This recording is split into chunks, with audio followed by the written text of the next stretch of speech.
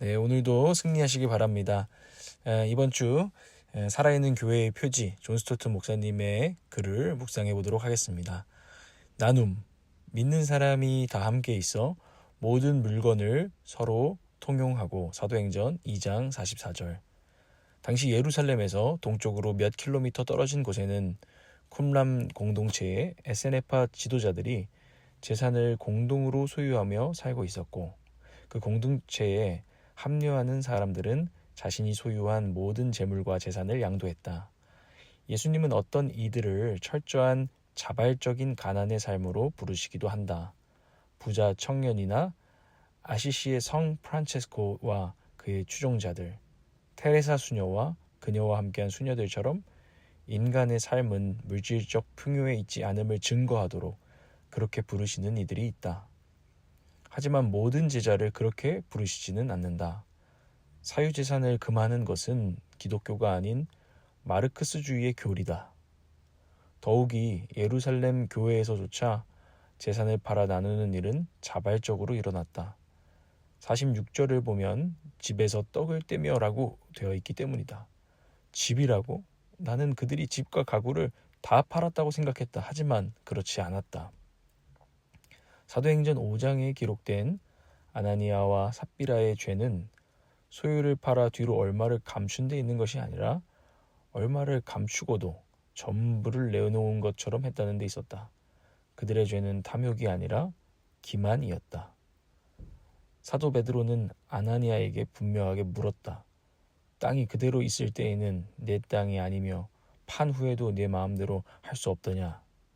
다시 말해 모든 그리스도인은 소유를 어떻게 사용할지 하나님 앞에서 양심적인 결단을 해야 한다. 하지만 이 구절이 주는 도전을 회피해서는 안 된다. 당시 초대 교인들은 서로를 사랑했다. 성령의 첫 번째 열매가 사랑이니 놀랄 만한 일도 아니다. 특별히 그들은 가난한 형제 자매들을 보살피는 데 힘쓰며 가진 것을 그들과 나누었다. 이러한 자발적인 나눔의 원칙은 분명 영원토록 지속된다. 부유한 환경에서 살고 있는 우리는 씀씀이를 검소하게 해야 한다. 그렇게 해서 이 세상의 거시경제 문제들을 해결할 수 있기 때문이 아니라 우리는 가난한 이들과 하나된 이들이기 때문이다. 이처럼 성령 충만한 교회는 너그럽게 베푸는 교회다. 너그러움은 늘 하나님의 백성의 특성이었다. 우리 하나님은 너그러운 하나님이시니 그분의 백성 또한 너그러워야 한다. 사도행전 5장 1절에서 11절을 읽으라. 사도행전 5장 1절에서 11절을 한번 읽어드리겠습니다. 아나니아라는 사람이 그의 아내 삽비라와 더불어 소유를 팔아 그 값에서 얼마를 감추매 그 아내도 알더라. 얼마만 가져다가 사도들의 발 앞에 두니 베드로가 이르되 아나니아야 어찌하여 사탄이 내 마음에 가득하여 내가 성령을 속이고 땅값 얼마를 감추었느냐.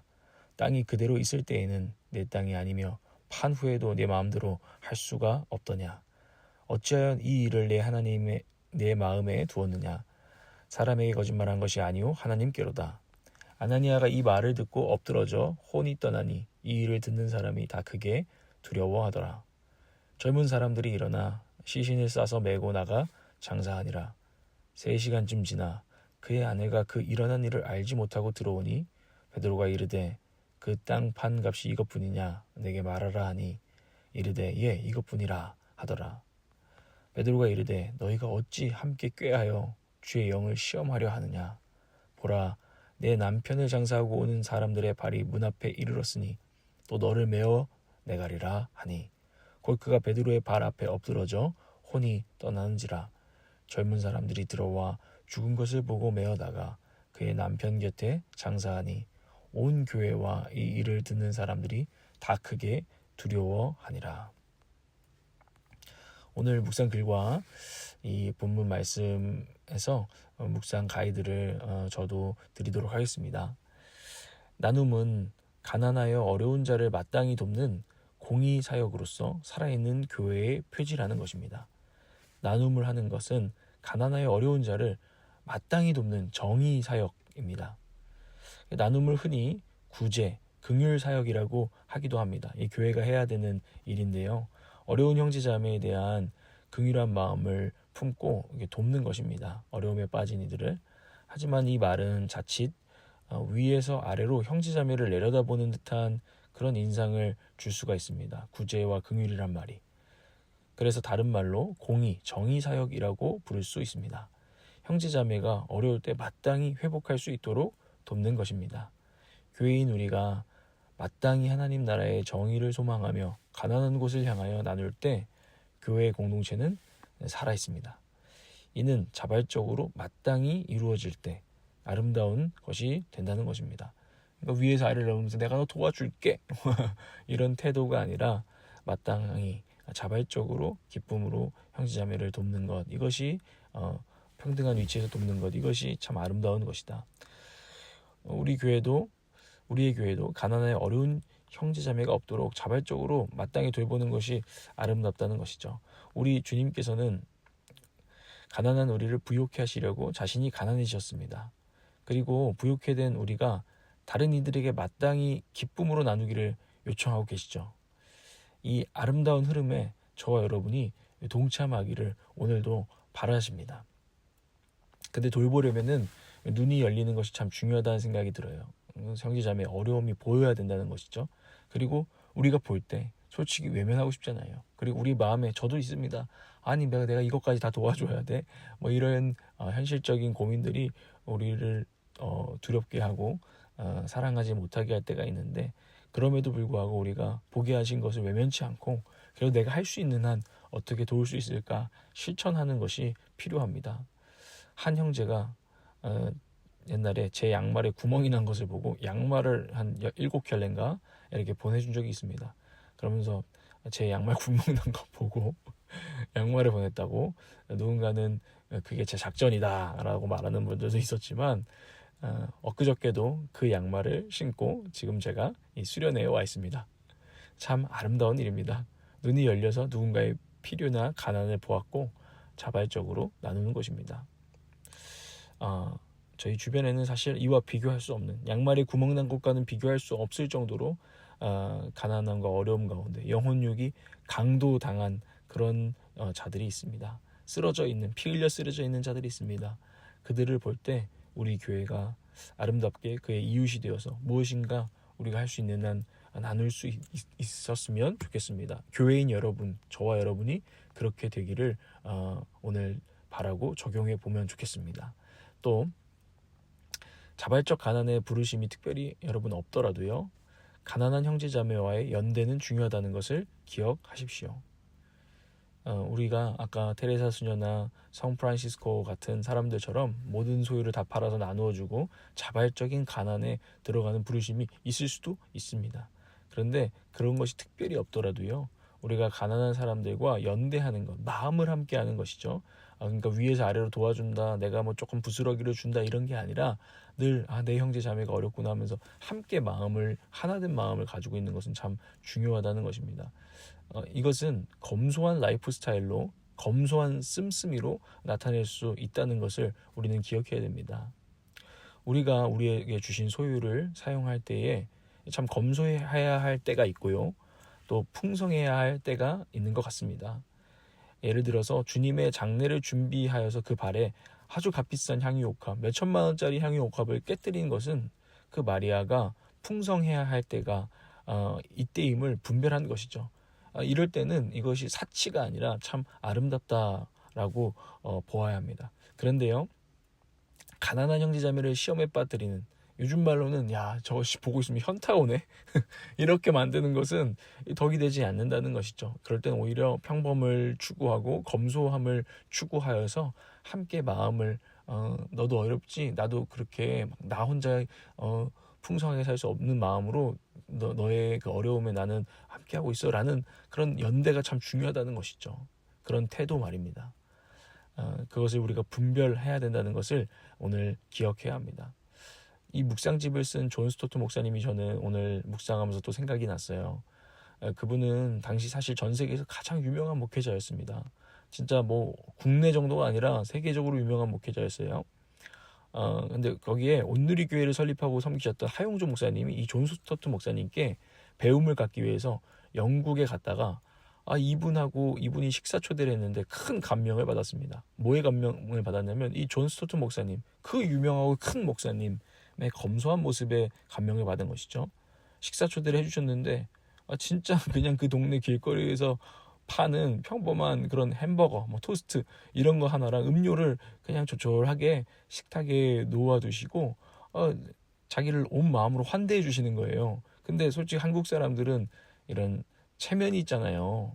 내가 그래도 누군데 또 누구 왔다는데 이렇게 하면은 되나 하면서 좀 상다리가 부러지도록 차려주는 게 이제 한국의 좀 뭐 문화이기도 한데 오히려 이 검소한 모습에 감동을 받으신 것입니다. 그 뭐 한국의 문화가 나쁘다 뭐 이런 거라기보다는 이 검소함, 겸손함에 참 감동이 되었다는 거예요. 물론 경우에 따라서 상다리가 부러져라 대접하는 것이 좋을 때도 있습니다. 그런데 검소한 우리의 씀씀이가 감동이 되는 경우도 있음을 우리가 좀 기억해 둘 필요가 있습니다. 특히 한국 사람들은요. 왜냐하면 우리가 가난한 자들과 하나라는 사실을 기억하면서 작은 것에도 감사하는 태도로 사는 것은 하나님께서 바라시는 것이기 때문입니다. 특히 이렇게 물질이 풍성한 시대를 살 때는요. 저와 여러분이 오늘 하루를 살 때에도 가난한 어려운 가운데 있는 자들을 생각하는 것이 부담스러울 수 있죠. 전 세계에 여전히 굶고 있는 사람들이 있잖아요. 그들이 근데 우리와 무관하지 않음을 기억하면서 검소하게 감사함으로 그래서 더욱 풍성한 삶을 누리며 사는 오늘이 되는 것. 이것이 제가 드리는 묵상이고 적용입니다. 묵상 질문. 교회로서 저와 여러분 또 나의 나누는 삶은 어떤 태도를 품어야 하겠는가 한번 돌아보셨으면 좋겠습니다. 기도해 보셨으면 좋겠습니다. 기도하고 여러분 또 여러분의 기도로 좀 나아가십시오. 제가 기도하겠습니다. 하나님 아버지, 오늘도 주님이 주신 것들을 하나님 앞에 어떻게 사용해야 될지 잘 분별하며 때로는 검소하게 또 때로는 풍성하게 나눌 수 있는 사람, 그리고 거기에 감사하며 만족할 수 있는 하루하루를 또한 살아서 하나님께 영광 돌리게 하여 주시옵소서. 또 특별히 우리에게 만나게 하시고 보게 하시는 형제자매의 어려움들을 하나님 우리가 할 수 있는 한 정말 나누며 아름다운 교회로서 또 살아가게 하여 주시옵소서. 예수님의 이름으로 기도합니다. 아멘.